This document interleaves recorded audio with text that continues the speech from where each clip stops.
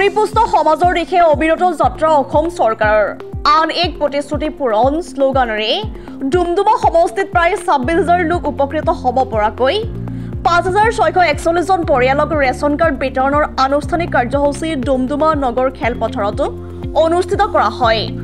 প্ৰায় 3 সহস্ৰাধিক লোকে অংশগ্ৰহণ কৰা এই আনুষ্ঠানিক সভাত অসম চৰকাৰৰ কেবিনেট মন্ত্ৰী বিমল বৰা, লখিমপুৰ লোকসভা সমষ্টিৰ সাংসদ প্ৰদান বৰুৱা, তিনিচুকীয়া জিলাৰ আয়ুক্ত স্বপ্নীল পাল আৰু ডুমডুমাৰ স্থানীয় বিধায়ক ৰূপেশ গোৱালা উপস্থিত থাকে। এই ৰেচন কাৰ্ডৰ মাধ্যমেৰে আয়ুষ্মান কাৰ্ড, প্ৰধানমন্ত্ৰী উজ্জ্বলা আঁচনিৰ লগতে আন বহু ক্ষেত্ৰত জনসাধাৰণৰ উপকৃত হ'ব বুলি মন্ত্ৰী বিমল বৰাই জানিবলৈ দিয়ে। ডুমডুমাৰ পৰা সমীৰণ বৰাৰ ৰিপৰ্ট ইছা 24x7।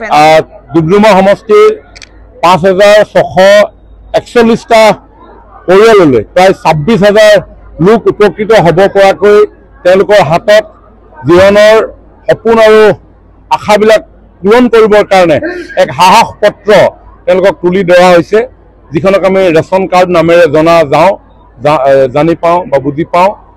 যাৰ জৰিয়তে মই আশা কৰোঁ এই কাৰ্ডৰ লগত সংলগ্ন হৈ থকা অন্যান্য চৰকাৰৰ যিসমূহ সা সুবিধা আয়ুষ্মান কাৰ্ডৰ পৰা আৰম্ভ কৰি প্ৰধানমন্ত্ৰী উজ্জ্বলা যোজনালৈকে তেওঁলোকে লাভ কৰিবলৈ উপলব্ধ হ'বৰ কাৰণে সক্ষম হ'ব, যাৰ ফলত তেখেতসকলে দাৰিদ্ৰতাৰ লগত প্ৰত্যাহ্বানেৰে সাহসেৰে মোকাবিলা হৈ ইপ্সিত লক্ষ্য তেওঁলোক উপনীত হ'ব পৰাকৈ জীৱনৰ প্ৰত্যয় লাভ কৰিব।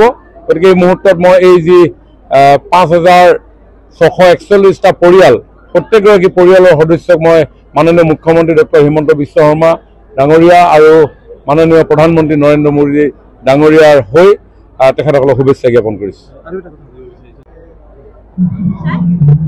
আজি আমাৰ ডুমডুমা বিধানসভা সমষ্টি এলেকাৰ 5,641টা পৰিয়ালে ৰেচন কাৰ্ডৰ সুবিধা লাভ কৰিছে। আৰু এই ৰেচন কাৰ্ডৰ সুবিধা লাভ কৰাৰ লগে লগে কেৱল ৰেচন কাৰ্ডে নহয়, ইয়াৰ যোগেদি ৰেচন কাৰ্ড পোৱা পৰিয়ালটোৱে তেওঁলোকৰ পৰিয়ালত যদি ছাত্ৰ ছাত্ৰী আছে তেন্তে তেওঁলোকে কলেজত শিক্ষা গ্ৰহণ কৰোঁতে বিনামূলীয়া এডমিশ্যন ল'ব পাৰিব।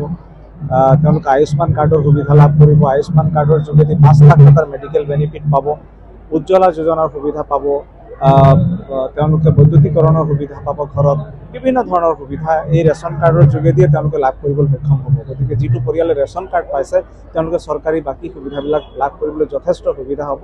আৰু ডুমডুমা বিধানসভা সমষ্টি এলেকাৰ মই ভাবোঁ অলমষ্ট সকলোবিলাক পৰিয়াল কভাৰ হৈছে। যি এটা দুটা থাকি গৈছে সেইখিনিকো আমি দিব পাৰিম, কাৰণ আমাৰ হাতত যথেষ্ট ৰেচন কাৰ্ড চৰকাৰৰ হাতত মজুত আছে। মাননীয় মুখ্যমন্ত্ৰী মহোদয়ে ইতিমধ্যে কৈছে, গতিকে সোনকালে আমি তেওঁলোককো দিব পাৰিম।